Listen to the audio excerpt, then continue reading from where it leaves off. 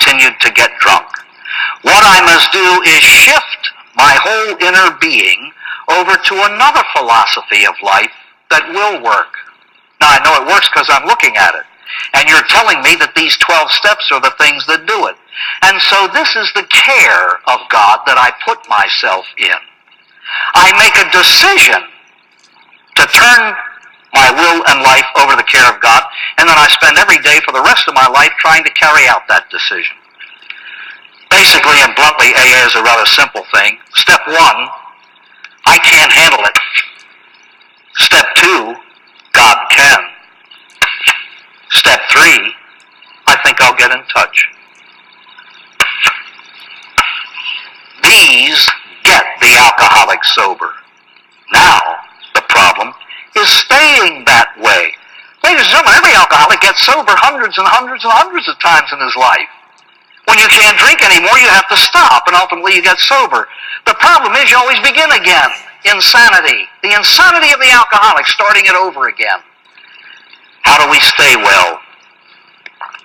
There's one line in the big book that says, half measures availed us nothing.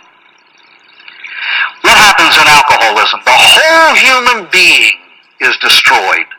Body, mind, emotion, and soul. What is recovery? A restoration of body, mind, emotion, and soul. In other words, the job has to be complete. The job has to be complete. There needs to be a total overhaul of the human being. Where do we begin? By finding out what has to be done. We have to find out what has to be done.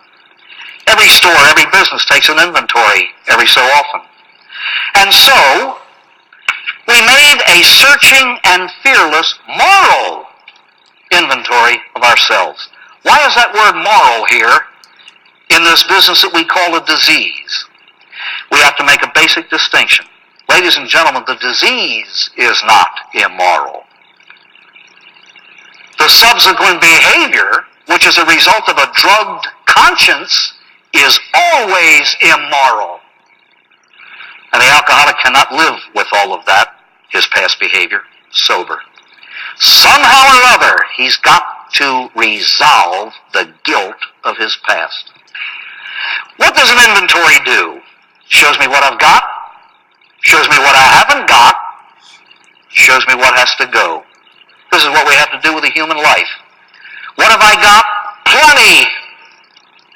I've got plenty. Part of the pride of many alcoholics is a horrible self-image in which he says, I'm a nothing and I've got nothing.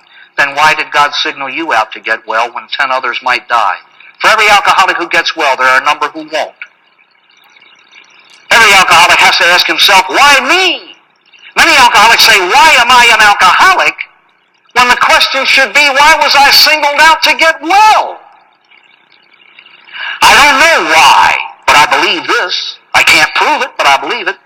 I believe that everybody has within him some talent that is capable of touching another human heart that others can't touch. You better find out what it is. You're going to be asked to use it someday. God never made a nothing. I've got plenty of talents, and so do you. There's a whole lot that I don't have. And many of us spend our lives envying people their talents. Good heavens, forget that. You know, AA is a wise mother. I've learned this.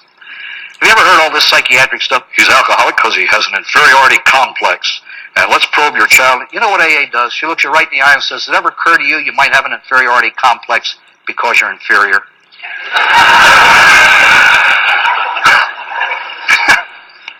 I'm inferior to everybody in some way or another.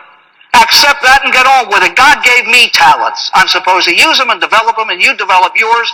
And if we walk hand in hand and you make your contribution and I make mine, we might save a life. What has to go? All the